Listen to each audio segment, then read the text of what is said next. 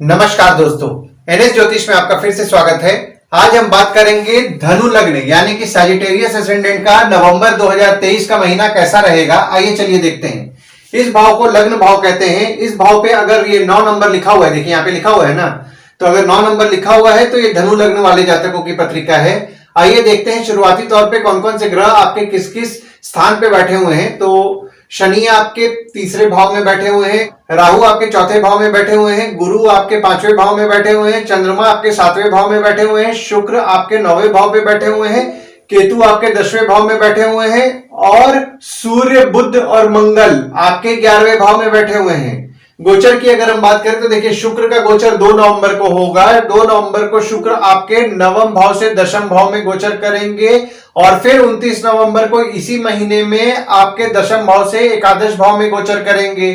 वहीं गुरु आपके 4 सितंबर से 31 दिसंबर तक आपके 5वें भाव में वक्री रहेंगे और बुध 6 नवंबर को आपके एकादश भाव से द्वादश भाव में गोचर करेंगे और 26 नवंबर को आपके द्वादश भाव से आपके लग्न पे गोचर करेंगे और सूर्य आपके 16 नवंबर को आपके एकादश भाव से द्वादश भाव में गोचर करेंगे और मंगल भी आपके एकादश भाव से द्वादश भाव में 16 नवंबर को गोचर करेंगे। और शनि देखिए यहाँ पे 3 नवंबर को मार्गी हो जा रहे हैं। और जैसा कि मैंने आपको बताया कि राहु का गोचर पिछले महीना जो कि अक्टूबर का महीना था उसमें 30 अक्टूबर को आपके 5वें भाव से चतुर्थ भाव में गोचर हुआ है। वहीं केतु का गोचर 30 अक्टूबर को आपके एकादश भाव से 10वें भाव में गोचर हुआ है। दृष्टियों के लिए मैंने कुछ मार्किंग कर दिया है। तो शनि की दृष्टि के लिए मैंने स्टार मार्किंग कर दिया है, गुरु की दृष्टि के लिए मैंने डॉट मार्किंग कर दिया और मंगल की दृष्टि के लिए मैंने हैश मार्किंग कर दिया है।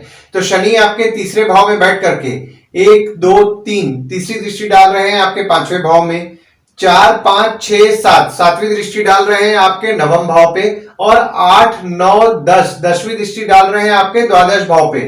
और गुरु आपके 5वें भाव में बैठ के 1 2 3 4 5 5वीं दृष्टि डाल रहे हैं आपके 9वें भाव पे, 6 7 7वीं दृष्टि डाल रहे हैं आपके एकादश भाव पे और 8 9 9वीं दृष्टि डाल रहे हैं आपके लग्न पर। और वहीं मंगल आपके एकादश भाव में बैठ के 1 2 3 4 चौथी दृष्टि डाल रहे हैं आपके दूसरे भाव पे, 5 6 7 सातवीं दृष्टि डाल रहे हैं आपके 5वें भाव पे और 8वीं दृष्टि डाल रहे हैं आपके 6वें भाव में।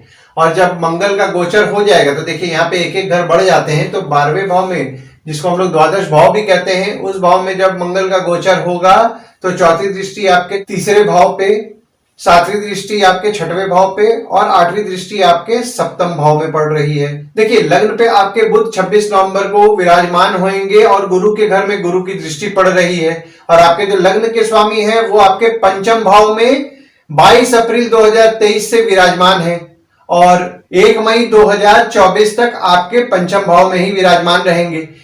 देखिए यहाँ पे जो आपका फोकस है आपके बच्चों पे रह रहा होगा, जो स्टूडेंट्स हैं उनका फोकस उनके पढ़ाई पे रह रहा होगा और आपके प्रेम संबंध को लेकर के भी आपका फोकस रह रहा होगा। देखिए यहाँ पे जब बुध 26 नवंबर को आपके लग्न पे आएंगे तो आपके नेचर में क्यूरियस आपको बनाएंगे, आप में क्यूरियोसिटी बढ़ाएंगे और आप में अवेयरनेस भी बढ़ाएंगे। बुध के इस गोचर से आप हाजिर जवाब होंगे और 26 नवंबर से आपको आपके स्पाउस का सुख भी अच्छा मिलेगा और आपका पार्टनर आपसे कोऑर्डिनेट करके भी चलेगा। दूसरे भाव में आपके कोई ग्रह नहीं है, पर यहाँ पे देखिए मंगल की दृष्टि 15 नवंबर तक आपके दूसरे भाव में पड़ रही है और आपके दूसरे भाव के जो स्वामी हैं आपके तीसरे भाव में विराजमान है। देखिए दूसरा भाव जो होता है वो होता है कोष का, कुटुंब का, वाणी का होता है। देखिए यहाँ पे 17 जनवरी 2023 के बाद से आप ये नोटिस किए होंगे कि आपके पराक्रम से आपके धन की वृद्धि हो रही होगी और ये धन की वृद्धि आपके 29 मार्च 2025 तक होगी। यहाँ पे ये बात अलग है कि आपका भाग दौड़ बढ़ा हुआ होगा। देखिए यहाँ पे 3 अक्टूबर के बाद से आपके परिवार में जो थोड़ा बहुत पारिवारिक कलेश का आपको सामना करना पड़ रहा था उसमें आपको सुधार 16 नवंबर से देखने मिलेगा। तीसरे भाव में आपके शनि विराजमान है और शनि यहाँ अपने राशि में ही बैठे हुए हैं और मंगल की दृष्टि 16 नवंबर से पड़ रही है। देखिए तीसरा भाव जो होता है वो होता है छोटे भाई बहन का, पड़ोसी का, स्वयं के पराक्रम धैर्य का होता है, डेली के प्रवास का होता है। देखिए यहाँ पे 17 जनवरी 2023 से आप अपने आप में पराक्रमी महसूस कर रहे होंगे और आपके छोटे भाई बहन से भी आपको हिम्मत मिल रही होगी। जैसा कि मैंने आपको अभी बताया था कि शनि आपके तीसरे भाव में 17 जनवरी 2023 से विराजमान हुए हैं, जो कि 29 मार्च 2025 तक आपके तीसरे भाव में ही विराजमान रहेंगे। देखिए ये जो समय है ना, ये समय आपके जो छोटे भाई बहन रहेंगे वो भी अपने आप में पराक्रमी महसूस कर रहे होंगे। आपके पड़ोसी के साथ आपके संबंध मजबूत हो रहे होंगे। ये बात अलग है कि देखिए 16 नवंबर के बाद से आपके मंगल की दृष्टि आपके छोटे भाई बहन के घर पे पड़ रही है, तो आपके छोटे भाई बहन नेचर में थोड़े बहुत एग्रेसिव होंगे, उनको गुस्सा थोड़ा ज्यादा आएगा, हो सकता है उनसे कुछ विवाद हो जाए, पड़ोसी से कोई विवाद हो जाए, तो आपको 16 नवंबर के बाद उनसे किसी विवाद से बस बचना है। बाकी ऐसा कुछ प्रॉब्लम नहीं है, ये टेम्पररी फेज है। जब मंगल की दृष्टि हट जाएगी तो उसके बाद फिर ये आपका जो विवाद आपके छोटे भाई बहन या पड़ोसी से होने वाला है वो भी आपका जो समय है वो कम हो जाएगा। चौथे भाव में आपके राहु विराजमान है और जो आपके चौथे भाव के स्वामी हैं आपके पंचम भाव में विराजमान है। देखिए चौथा भाव जो होता है वो होता है सुख का, घर का, माता का, वाहन का होता है। देखिए 30 अक्टूबर के बाद से आपकी माता के स्वभाव में थोड़ा बहुत जिद बढ़ने वाला है और आपको मानसिक अशांति का सामना भी करना पड़ सकता है। देखिए यहाँ पे अगर आप फॉरेन जाने का प्रयास कर रहे हैं तो आपके लिए इस समय अच्छा रहने वाला है। अगर आप सिटीजनशिप लेने का भी प्रयास कर रहे हैं फॉरेन का, तो ये जो आपका 30 अक्टूबर को जो राहु का गोचर हुआ है वो आपके लिए लाभदायी होने वाला है। आपके सिटीजनशिप का काम हो जाएगा। पंचम भाव में आपके गुरु विराजमान हैं जो कि वक्री हैं 4 सितंबर 2023 से और 31 दिसंबर 2023 तक वक्री रहेंगे और शनि की नीच की दृष्टि पड़ रही है और मंगल के घर में ही मंगल की दृष्टि 15 नवंबर तक पड़ रही है। देखिए पंचम भाव जो होता है वो होता है संतति का, प्रेम का, पढ़ाई का, साधना का होता है।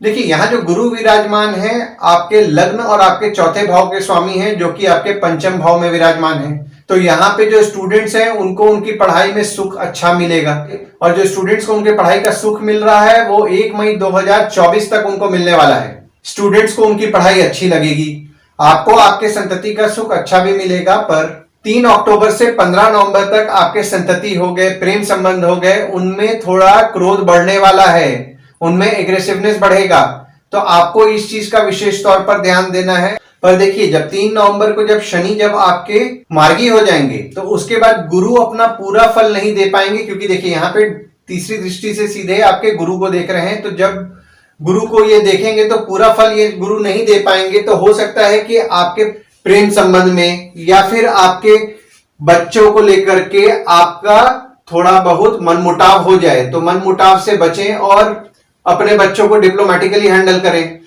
जो लोग साधना करते हैं उनको भी साधना का सुख अच्छा मिल रहा होगा। पर जैसा कि मैंने आपको बच्चों के केस में बताया, सेम चीज मैं आपको साधना के केस में भी बोलूंगा कि 3 नवंबर से जो आप साधना करते हैं उसमें कंटिन्यूटी आपका ब्रेक हो सकता है।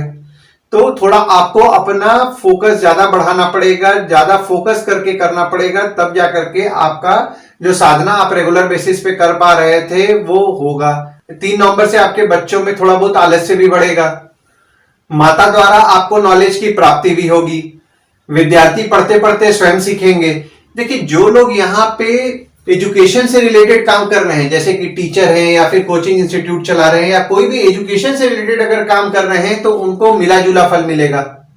देखिए यहाँ पर आप अपने संतति से प्रेम तो करेंगे और आपके संतति आपकी बातें भी मानेंगे, पर बीच बीच में आपका आपके संतति या प्रेम संबंध से मनमुटाव होने की संभावनाएं हैं। 6वें भाव में आपके कोई ग्रह नहीं है, पर यहाँ पे देखिए मंगल की दृष्टि आपके 6वें भाव में पूरे महीने पड़ रही है और आपके 6वें भाव के जो स्वामी हैं 2 नवंबर से आपके 10वें भाव में बैठे हुए हैं। देखिए 6वां भाव जो होता है वो होता है रोग का, ऋण का, शत्रु का, मामा मौसी का होता है।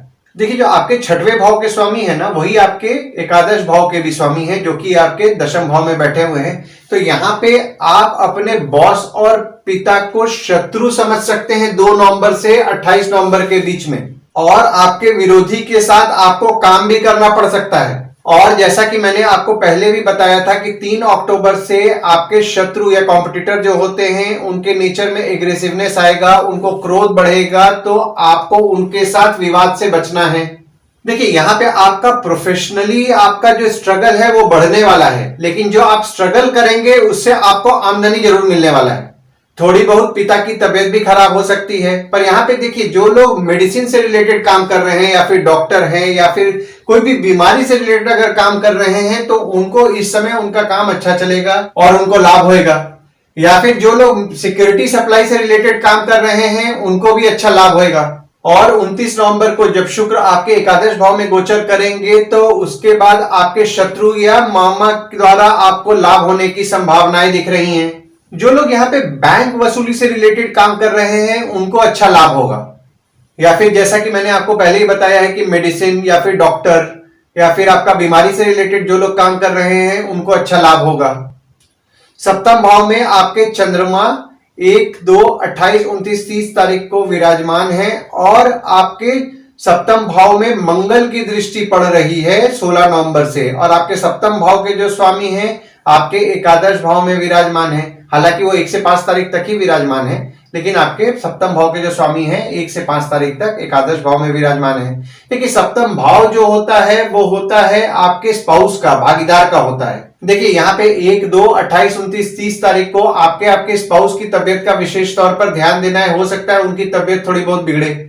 और 16 नवंबर से आपके स्पाउस या आपके भागीदार के नेचर में एग्रेसिवनेस भी बढ़ने वाला है। उनको क्रोध ज्यादा आएगा तो उनके एग्रेसिवनेस और जो उनका एंगर जो होगा, जिसको हम लोग क्रोध भी बोल सकते हैं, उसको आप थोड़ा अवॉइड करके चलिए। और आपके सप्तम भाव के जो स्वामी हैं, जैसा कि मैंने आपको पहले ही बताया, आपके एकादश भाव में 1 से 5 तारीख तक विराजमान है। देखिए यहाँ पे जो बुध थे आपके 18 अक्टूबर को, जो कि आपके सप्तम भाव के स्वामी हैं, आपके एकादश भाव में आए थे। तो अगर आपका स्पाउस वर्किंग है तो इस समय उनको लाभ के उनके योग बन रहे थे, उनके इन सैलरी में इंक्रीमेंट होने के योग बन रहे थे। और 16 नवंबर से 25 नवंबर के बीच में अगर आपका स्पाउस बाहर जाने का ट्राई कर रहे हैं तो ये समय उनके लिए फेवरेबल रहने वाला है। अगर वो कोशिश करेंगे तो वो जरूर बाहर चले जाएंगे और आपके स्पाउस पर खर्च बढ़ेगा 6 नवंबर से 25 नवंबर के बीच में। और 26 नवंबर को जब बुध आपके लग्न पे आएंगे, जो कि आपके सप्तम भाव के स्वामी हैं, तब आपको आपके स्पाउस का सुख अच्छा मिलेगा। आपका प्रभाव आपके स्पाउस और भागीदार पर अच्छा रहेगा और आपका स्पाउस या फिर आपका भागीदार आपके साथ कोऑर्डिनेट करके भी चलेगा। देखिए, जो 26 नवंबर के बाद ना आपका जो स्पाउस है आपकी कमियों को पूर्ण भी करेगा। अष्टम भाव में आपके कोई ग्रह नहीं है, ना ही किसी ग्रह की दृष्टि पड़ रही है। पर यहाँ पे देखिए, जो आपका अष्टम भाव है वो कर्क का है, जिसके स्वामी चंद्रमा है। तो जब चंद्रमा 2 तारीख के रात में 12:45 पर आपके अष्टम भाव में विराजमान होंगे और 6 तारीख के दोपहर 1:22 तक आपके अष्टम भाव में ही विराजमान रहेंगे, तब तक यहाँ पे देखिए चंद्रमा से आपके पत्रिका में विपरीत राजयोग का निर्माण हो रहा है। पर देखिए यहाँ पे विपरीत राजयोग बनने के बावजूद भी आपके अष्टम भाव में जब चंद्रमा 2 तारीख को रात में, मतलब आप 3 से 5 तारीख की अंदाज से पकड़िए, तो आप थोड़ा अपने आप में डिप्रेस्ड फील करेंगे 3 से 5 तारीख के बीच में। पर विपरीत राजयोग बनने के कारण 3 से 5 तारीख को आप किसी कठिन परिस्थिति में भी अगर आप होंगे तो इस दिन स्पेसिफिकली आप अगर प्रयास करेंगे तो आप अपने परिश्रम से कठिन परिस्थिति को पार कर लेंगे और उस पर विजय पाएंगे। नवम भाव में आपके शुक्र 1 तारीख तक विराजमान है और गुरु की दृष्टि आपके नवम भाव में पड़ रही है और शनि की दृष्टि भी आपके नवम भाव में पड़ रही है। और आपके जो नवम भाव के स्वामी हैं आपके एकादश भाव में विराजमान है। देखिए यहाँ पे 17 अक्टूबर से 15 नवंबर के बीच में आपके पहचान वाले हो गए या फिर आपके मित्र द्वारा आपका नसीब आपका अच्छा साथ देगा। आपकी आमदनी भी अच्छी रहेगी और हो सकता है कि आप अपने मित्र के साथ कहीं तीर्थ यात्रा पर भी जाएं। और 16 नवंबर से जब सूर्य आपके जो नवम भाव के स्वामी हैं आपके द्वादश भाव में चल जाएंगे, जिसको कि हम लोग 12वां भाव भी बोलते हैं, उसमें जब चले जाएंगे तो अगर आप फॉरेन जाने का प्रयास कर रहे हैं तो इस समय आप कीजिए। खासकर 16 नवंबर के बाद आपके लिए ये टाइम फेवरेबल रहेगा और आपका नसीब भी आपका अच्छा साथ देगा। देखिए यहाँ पे आपके खर्च बढ़ने वाले हैं 16 नवंबर के बाद से और आपके काम में कुछ ना कुछ बाधाओं का भी आपको सामना करना पड़ेगा। दशम भाव में आपके केतु 30 अक्टूबर को विराजमान हुए हैं और शुक्र 2 नवंबर को गोचर करेंगे।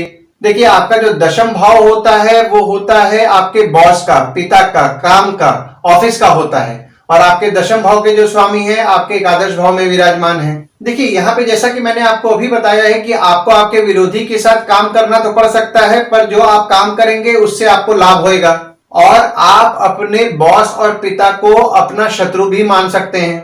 देखिए केतु जो आपके 30 अक्टूबर को आपके दशम भाव में विराजमान हुए, तो केतु की दृष्टि आपके दूसरे भाव में, चौथे भाव में और छठवें भाव में पड़ रही है। देखिए यहाँ पे जो आपके बॉस और पिता है ना, 30 अक्टूबर के बाद से बोलेंगे कुछ करेंगे कुछ, मतलब उनको समझना थोड़ा आपको मुश्किल जाएगा। और यहाँ पे जो लोग जॉब कर रहे हैं उनके काम में उनको जिम्मेदारी तो मिलेगी, पर ये जिम्मेदारी को उनको बहुत ही समझदारी से और सावधानी से करना रहेगा। यहाँ पे आपको आपके धन को किसी को भी बहुत सोच समझ करके देना है और आपको आपकी माता के स्वास्थ्य का ध्यान देना है। हो सकता है कि माता की स्वास्थ्य थोड़ी बहुत बिगड़े।